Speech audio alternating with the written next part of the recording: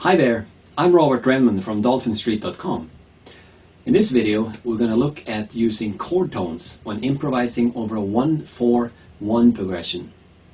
Basically the progression is in the key of A here. We have first an A7 for one bar and a D7 for the second bar and then A7 again for bar 3 and bar 4. This is what the progression sounds like. I'm using a line 6 JM4 looper pedal for this.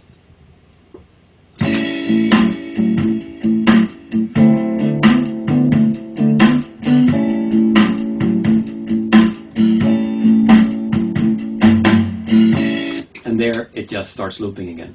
So we have 4 bars. A7, D7, A7 and A7.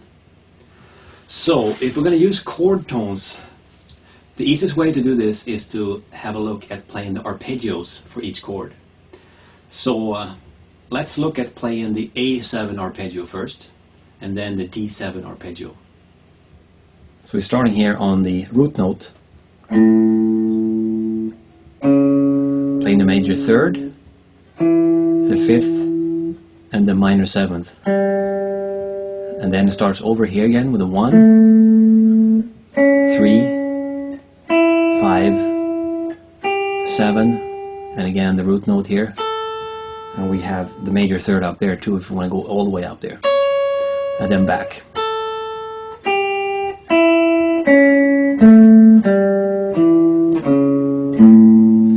That's for the A7, and then for the D7 we start here on the root note D, so 1, the root note, 3rd, 5th, minor 7th, the root note again,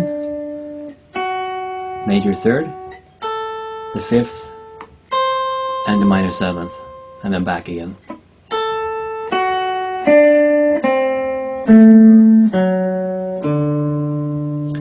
Now I don't recommend that you try to play all of those notes every time you improvise, so instead what we're going to look at here is to, let's focus on these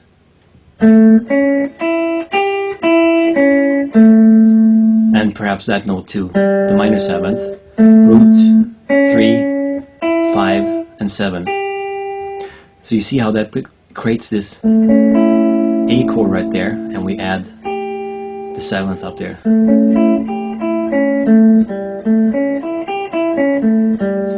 So then when we switch to the D chord, we can just now stay at the same position on the neck and play.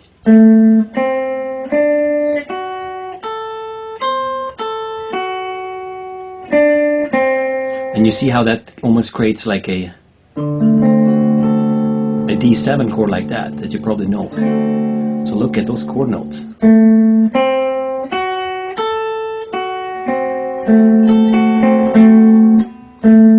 Just add the root note there too, and we have. Alright, so let's try this out over the loop. I'm just going to be using the arpeggios for each of the chords here as they come by. I'm just basically going to improvise how I play them, but I'm going to stick to the chord notes. 3, 4.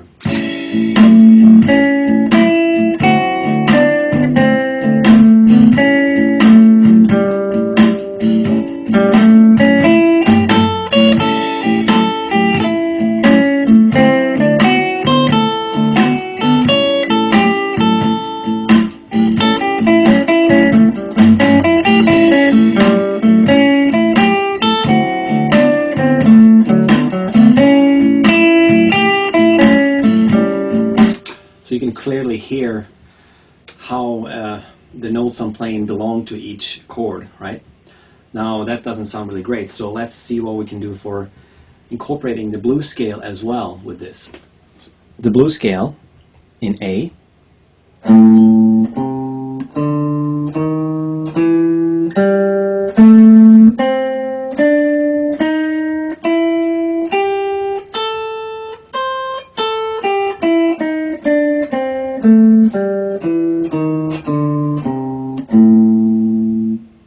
Now we can in fact combine the blues scale and these arpeggios together as we improvise over this progression.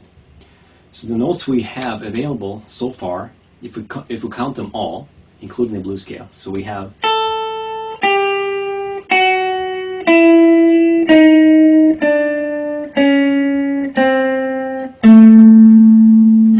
quite a bit of notes there.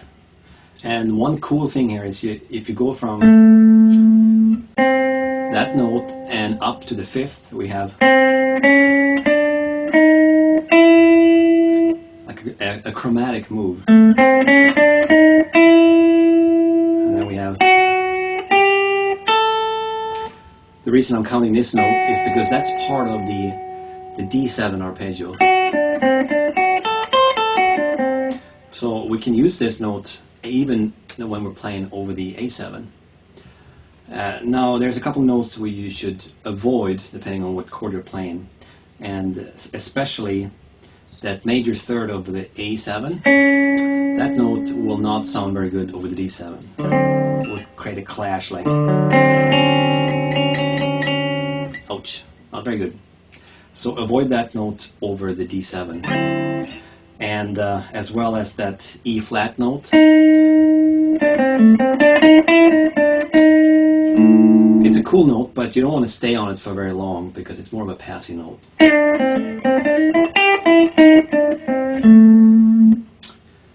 Now let's see what we can do by combining these two ideas, the minor blues scale and these arpeggios for each chord, and play over this progression.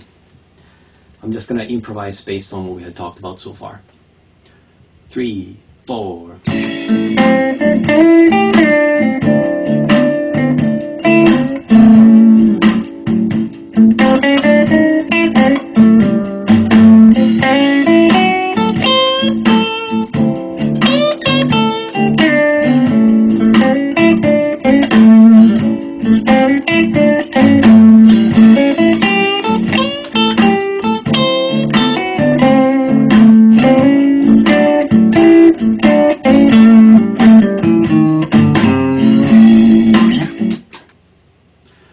You can see how this can open up your playing a bit. Sometimes you're using the blues scale,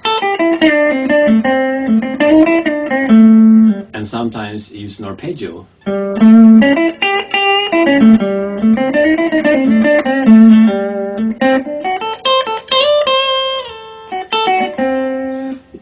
The benefit with these arpeggios, you can clearly hear what chord you're playing over.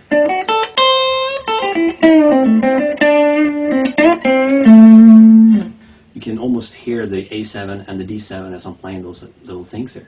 A7 and then D7.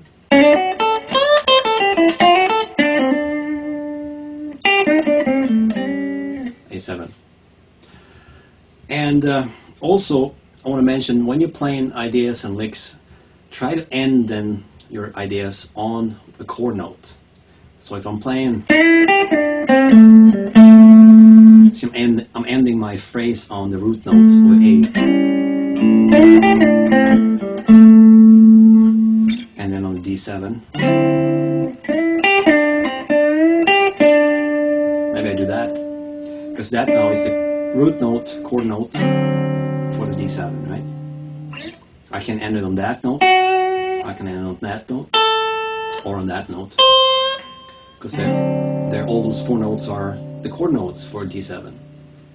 So I'm gonna play it one more time and try and end each phrase, whatever I'm coming up with, I'm gonna end it on a chord note so you can hear how they fit with the chords.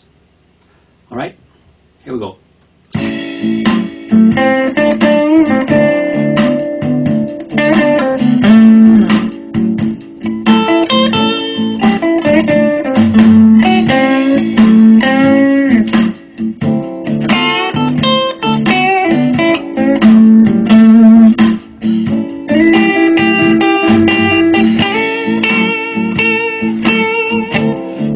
This part of both the A7 and the D7.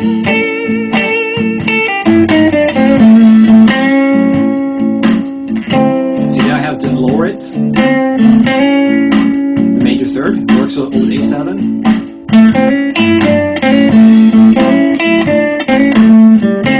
But I gotta lower it there to fit with the D7.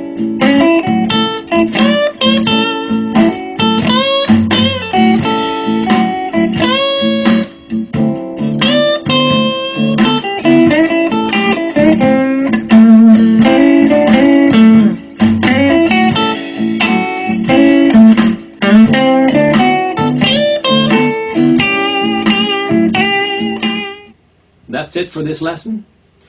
There's a lot more to be said about this topic, and we'll come back to this in future lessons. But thanks for watching, and check out more videos at dolphinstreet.com. I'm going to improvise a little bit now, based on what we're talking about, so cheers.